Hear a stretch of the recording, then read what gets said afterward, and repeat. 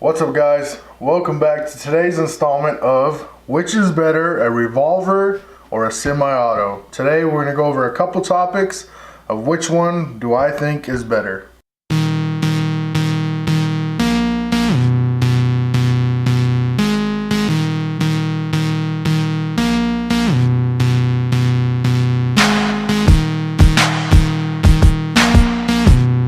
Before we get into today's video, I'm going to show you that both firearms are indeed unloaded.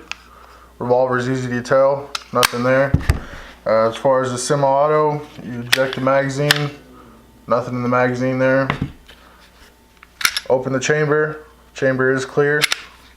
So now that we're both dealing with unloaded firearms, the hot question of that I get most of the time is which one do I prefer? Do I prefer a revolver, or do I prefer a small semi-auto as my personal carry, all-around gun that I take with me nearly everywhere I go?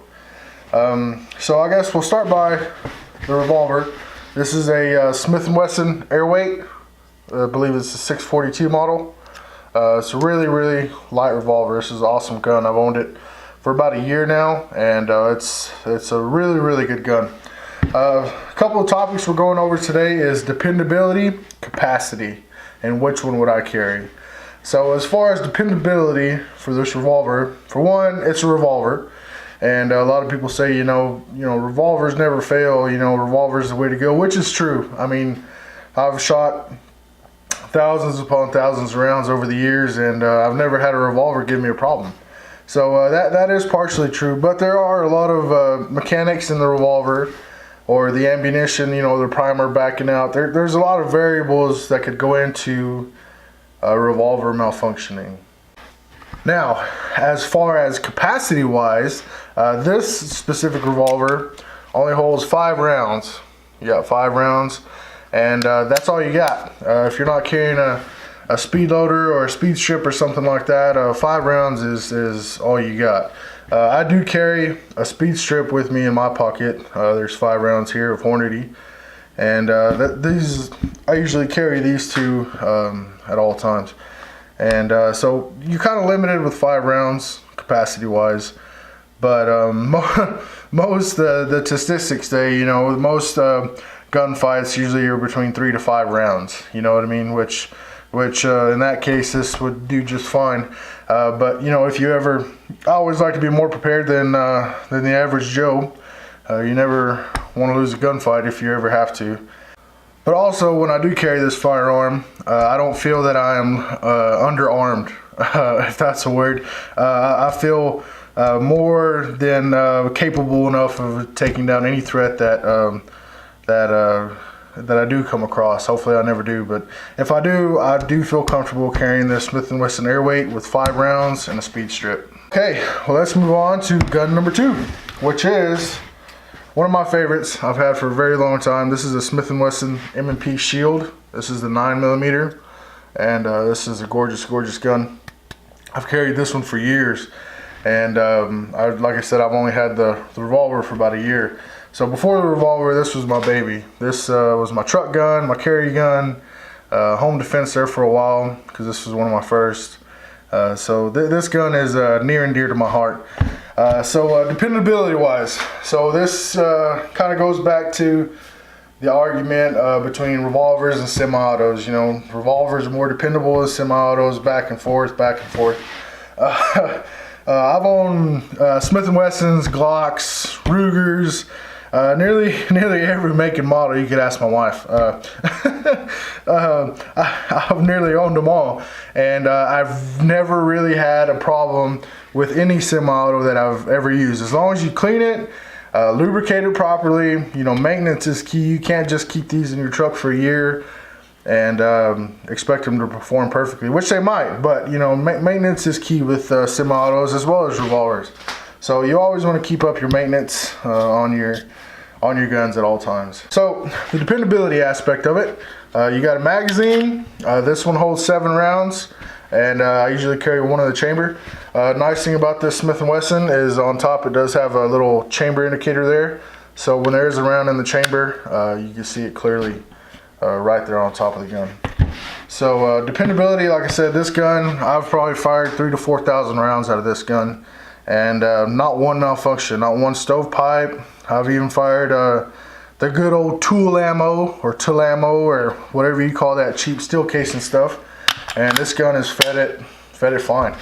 I carry this a lot, so a lot of times there's pocket lint and all kinds of stuff, and I've never had a problem whatsoever dependability wise with any of my semi-autos whatsoever. Now moving on to capacity, like I said, this magazine holds 7 rounds, which is the flush mag, as you can see here on the bottom. It also comes with an extended magazine, which holds 8. So usually when I carry, concealed carry wise, I carry with the flush mag. It's a little bit easier, more to conceal. And this is what I usually throw in my pocket. So with 7, 8, one in the chamber, let's do some math. That's 15, 16 rounds.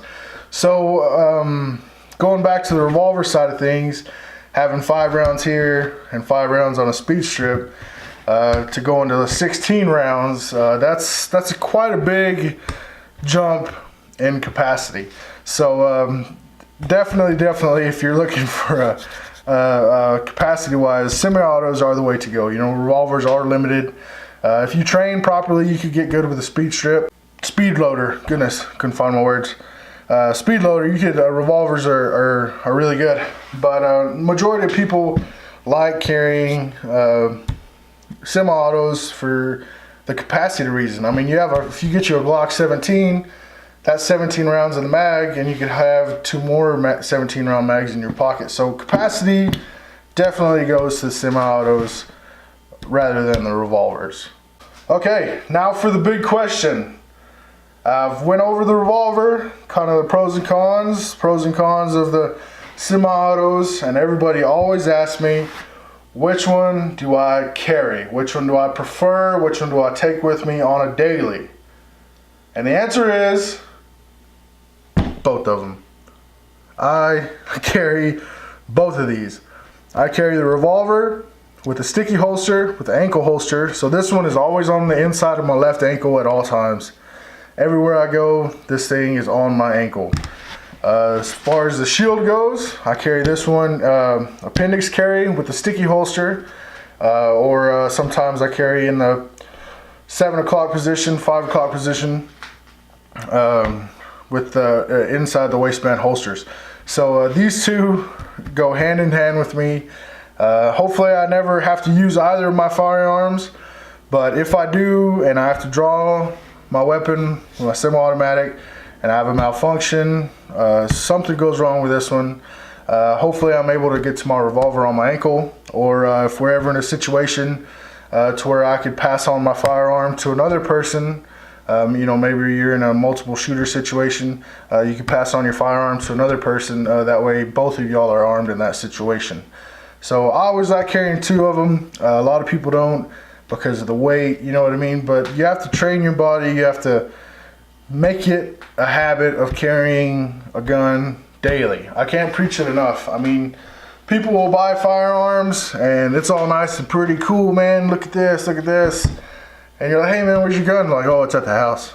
Like, why aren't you carrying it? Oh, it got heavy. It was too heavy, and carrying the extra magazine around in my pocket, it was dragging my pants down. And so I can see where all that is, but it's all about training your body, making the commitment of carrying a firearm on the daily.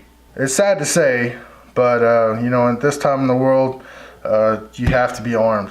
I mean, you have to be armed, not only for your sake, but your family's safety, the public safety. I mean, it's crucial that you train, you practice, you dry practice out of your holster, drawing, dry firing, going to the range, you know, taking courses, taking tactical courses, all kinds of stuff. It's very, very important to get all that done. Well, that's it for today's video, guys. I really hope you enjoyed this. I hope I shined some light on whether it's a revolver, the semi-auto that you're looking for, capacity-wise, dependability-wise. You know, they're both great firearms. Whichever one you go to, you will not regret either one. Either one is going to serve you just fine. So if you could, hit the like button and subscribe, and we will see y'all in the next video.